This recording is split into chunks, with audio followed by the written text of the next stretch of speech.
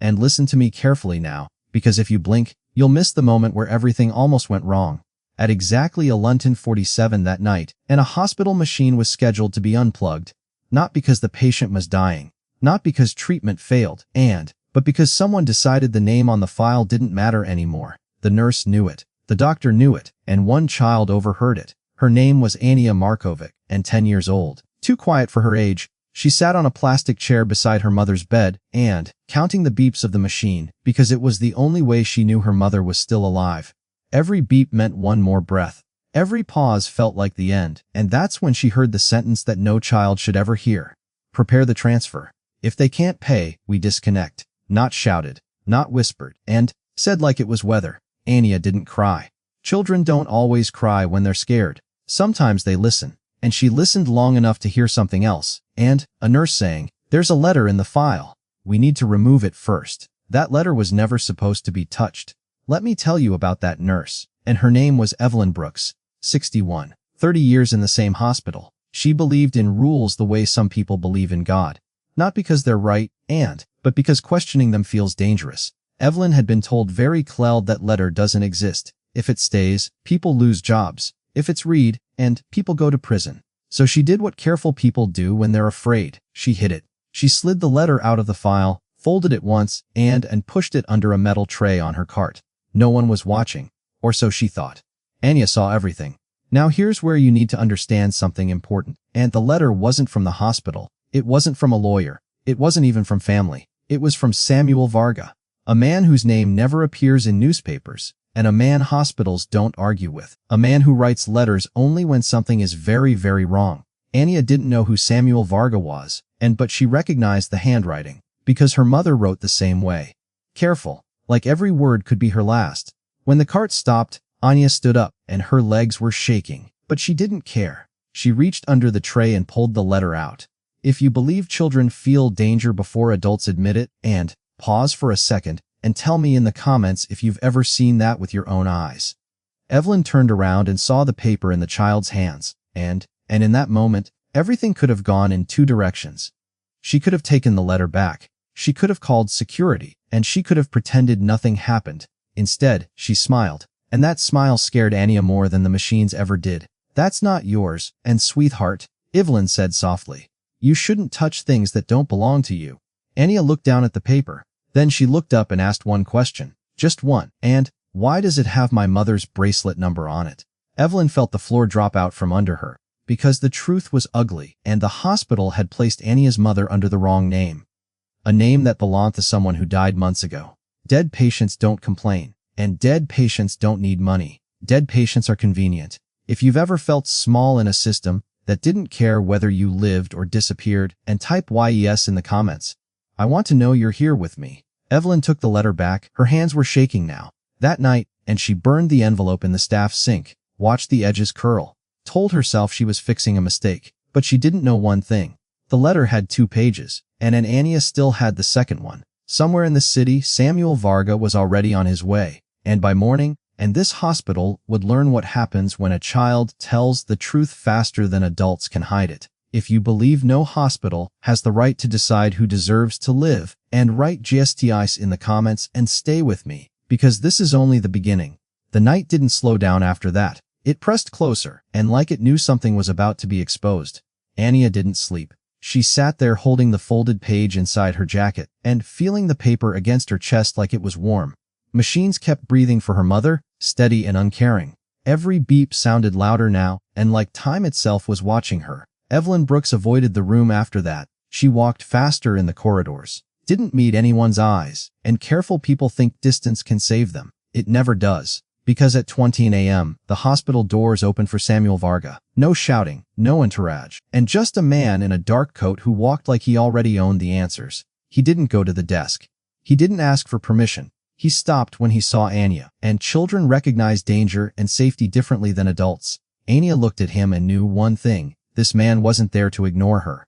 Samuel crouched down slowly, and so he wouldn't scare her. "You shouldn't be awake," he said. His voice was calm, not soft. Calm is more dangerous. Ania didn't answer, and she pulled the page out and held it up. Samuel's eyes changed. Not anger, not shock, recognition. He read the page once, then again. When he stood up, he didn't rush, and men like him don't rush when they're sure. If anyone asks, he said quietly, you gave this to me because you wanted your mother to live. Anya nodded. And now let me tell you something important. Samuel Varga did not write that letter to save one woman. He wrote it to test the hospital, and to see how far they'd go once they thought no one powerful was watching. They failed. Samuel walked straight into administration offices that were supposed to be locked, and they opened. Systems always open for people they're afraid of. Files came out. Names didn't match. Dates were missing. Transfers approved that never happened, and deaths recorded early. And in the middle of it all was Evelyn's signature. Again and again. If you've ever trusted a system your whole life only to realize it was broken, and take a moment and tell me in the comments what that felt like. Evelyn was found in the supply room, sitting on a crate, crying silently. She didn't deny anything, and she explained. Pressure.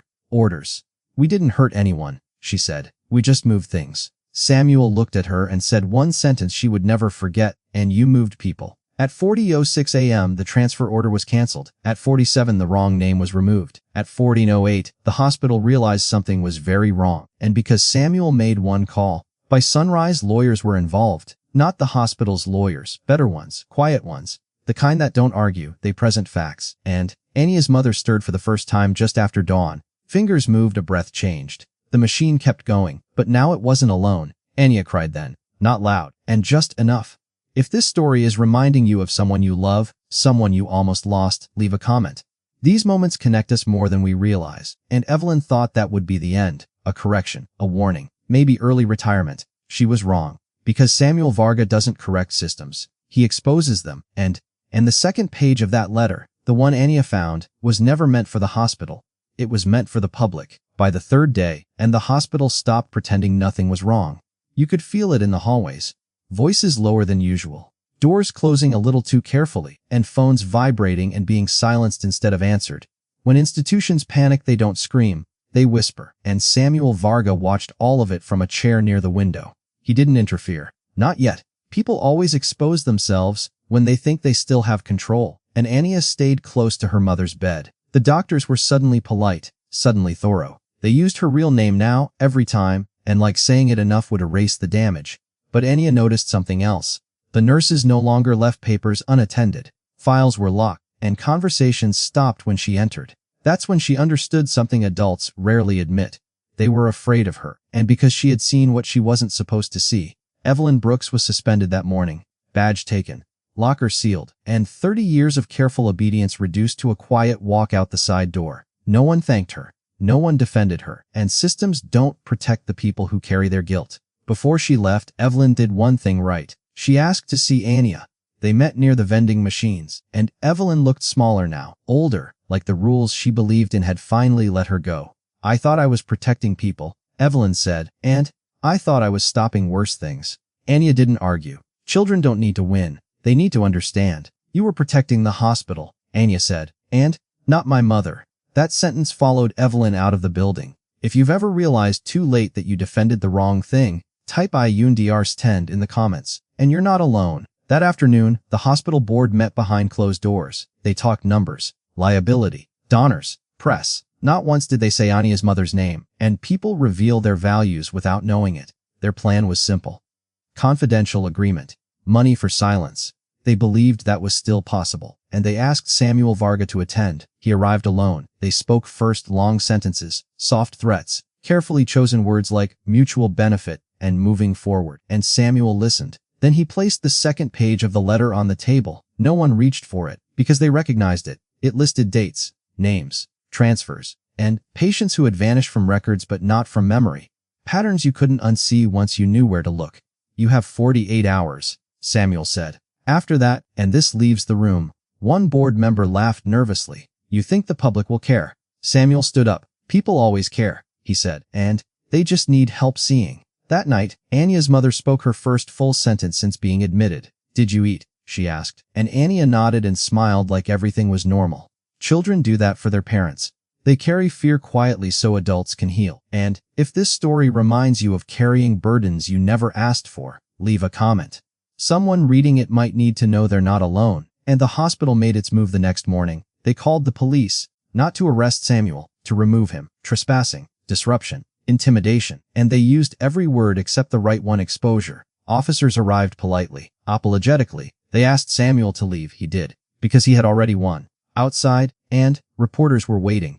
Not because Samuel called them, because someone inside the hospital panicked and leaked the wrong document to the wrong person. By evening, and the story was everywhere. Wrong names, hidden transfers, dead files reused, vulnerable patients erased. The hospital issued a statement. No one believed it, and Anya watched the news from the room, holding her mother's hand. She didn't understand everything, but she understood this. The truth was louder now than any machine, and in the hospital knew it, because they made one last call, not to Samuel, to Anya. If you believe no child should ever be put in that position, and write Piratas TTM in the comments and tell me, should a hospital ever be allowed to hide the truth? Alright, Apor. Same rules. Final pressure. No softness. And they didn't speak to Anya directly. Systems never do. They spoke through forms, through signatures, and through men in clean suits who smiled too much and said words like a procedure and a best interest. The hospital's message was simple. If Samuel Vargas stayed involved, and Anya's mother would be transferred for her own safety. Another facility, another file, another chance to disappear. Anya heard it all while sitting in the corner and coloring a flower that had too many petals. She didn't interrupt. She didn't cry. She waited until the men finished talking and left the room. Then she asked one question. And, are you going to make us leave? Her mother tried to sit up. Failed. Panic crossed her face. That was the moment Anya stood up and did something no one expected, and she picked up the phone. Samuel answered on the second ring. They're trying again, Anya said. Her voice was steady. Children get steady when fear becomes familiar, and they think I won't understand. Samuel closed his eyes. The hospital had chosen the wrong final move. What happened next didn't look dramatic from the outside, and no shouting, no arrests at first, just documents released at the right time to the right people. Patient advocates. Journalists who had been waiting for a real story, and families who suddenly recognized names on lists they were told never existed. Within hours, phones inside the hospital wouldn't stop ringing. Donors froze accounts, and board members stopped answering calls. Lawyers stopped making promises and started asking for exits. By evening, the police returned. This time, and they didn't come to remove Samuel. They came with folders. Evelyn Brooks watched it on television from her living room. She didn't smile. She didn't feel relief, and just a quiet understanding of what happens when careful people stay quiet too long. Anya's mother was never transferred. Instead, the head administrator resigned, and then another, then another. Press conferences followed, full of apologies that sounded rehearsed because they were. 3 weeks later, the hospital wing was renamed, and policies rewritten. Independent oversight installed. None of it brought back the people who had been erased. But it stopped the next ones. And Samuel visited once more before leaving the city. He didn't bring gifts. He didn't stay long. He crouched beside Anya and handed her something small. The hospital bracelet. And clean. Correct. Her mother's real name printed clearly. Keep it, he said. So you remember you were right. Anya nodded. She didn't thank him. She hugged him, briefly. And children don't waste moments. Months passed. Anya went back to school. Her mother walked without machines, slowly, carefully. Alive, the news moved on, it always does, but somewhere another nurse hesitated before hiding something. Another administrator thought twice before changing a name. Another child slept a little safer. And if you believe one child telling the truth can stop a powerful system, write R scars in the comments. If you believe hospitals should answer to people, not profit, and write a CCUNTABILI TUI. If this story made you think of your family, your parents, your grandchildren, or yourself one day lying in a bed trusting strangers, and write Fezrai Care E. And if you stayed with me till the very end, write Fi Stai Dive, because stories like this only matter when people are willing to listen. And this wasn't a story about a mafia boss. It was about a child who refused to stay quiet. And that changes everything.